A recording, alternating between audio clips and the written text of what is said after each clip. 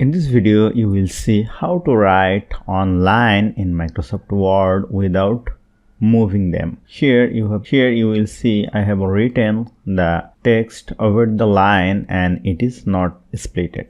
Generally, if I want to write over here and if I type here, you may have noticed that the line splits. So I have to find another way to write over here without splitting the lines. Let me remove this. To write over here, go to insert, go to shape, pick a text box and drag it over here. Go to shape outline, make it no outline, go to shape fill and make it no fill. And let me write here Alia or something. Select it and change the font size to 36 like this one and place it over here. And here this is perfect.